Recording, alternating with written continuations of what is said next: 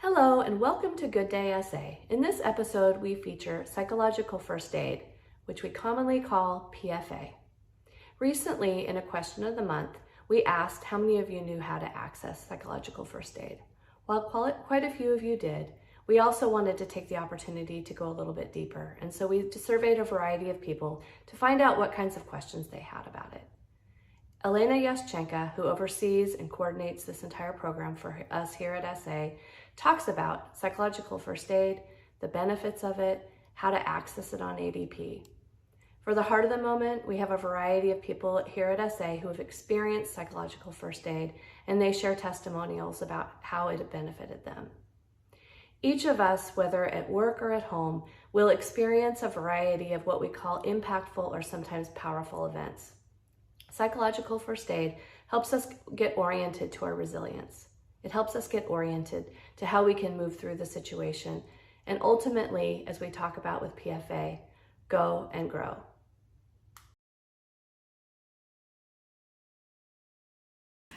I'm Elena Yaschenka, and one of the roles that I have at Service Alternatives is leading a team of people who provide different types of psychological support to SA team members who are experiencing some sort of a powerful, potentially impactful, stressful event in their work life or personal life.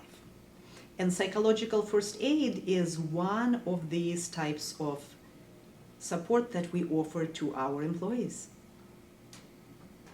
For someone who doesn't know what psychological first aid is, could you kind of explain what it is and how it might benefit somebody at the company? Yes, and actually I will do even better than my sitting here explaining.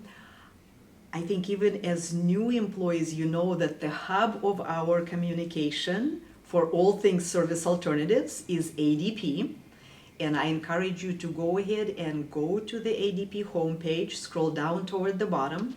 You will see this beautiful graphic that says grow through what you go through, which is a wonderful representation of what psychological first aid aims to accomplish. You will find a good description there and a short video that explains more about what psychological first aid is, and there are instructions for how to go ahead and schedule a conversation if you believe you would benefit from one. So somebody had asked, will this be an ongoing service to employees? That is definitely our plan. We initially trained roughly 40 people to be able to facilitate psychological first aid conversations, and we are regularly training more. In fact, we just completed a training 15 minutes ago from the time we're filming this. Yes, it is definitely our plan to continue to offer this valuable and effective support to our team members. Great. So somebody else asked, regarding SA's implementation of utilizing PFA, will there be a broader effort for all teams throughout SA to discuss/implement it in their departments? Because this is relatively new to us, we're still figuring out the details and mechanics, how we're going to make sure that this is always available to individuals who need it.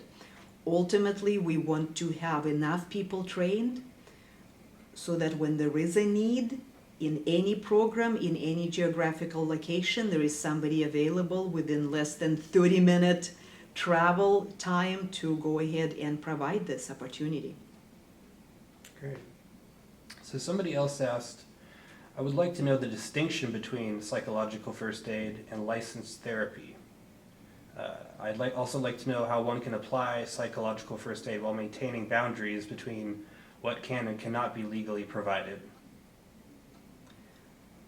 Part of this is something that we discuss in the training when we prepare people to facilitate psychological first aid conversations. That second part of the question is probably something that should be addressed in that forum. To answer the question about the distinction between psychological first aid and therapy, there are multiple distinctions. Psychological first aid is a conversation facilitated by a trained peer. You do not need to have clinical credentials. You do not need to have licensure as a therapist nor any experience with being a therapist to be effective PFA provider. It is also roughly a 30-minute conversation. Therapy is a much more involved process, facilitated by a credentialed, oftentimes licensed individual. Somebody else asked, what are follow-up resources that can be accessed when psychological first aid is finished?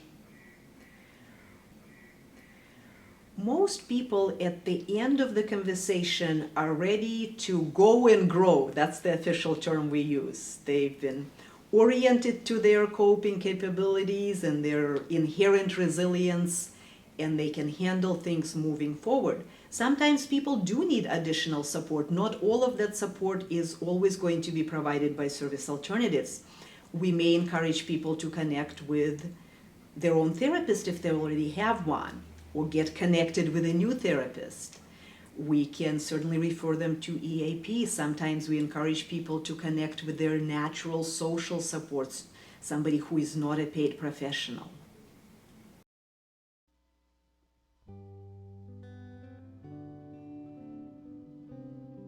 So what I learned and what was most impactful for me was that understanding that I am just a human supporting another human through a very hard time. And I don't need to solve their problems. And in knowing that I don't need to come up with solutions and solve problems, it relieves the pressure on me to just be there for them and help to explore how they best cope, and that help them to understand that they will survive this also.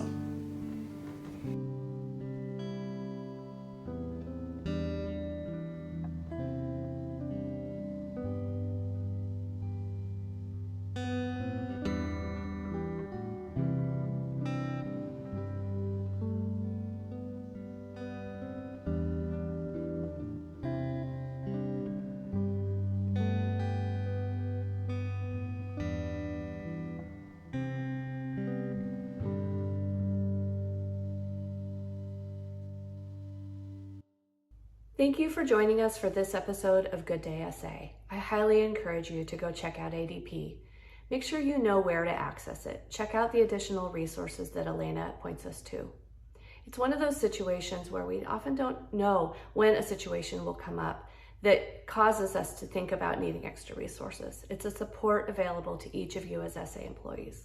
What we know is that when each of us pays attention to how we are impacted by various life and work circumstances, we're happier, we work better, and ultimately we carry out our vision and our mission here at SA in a more cohesive way.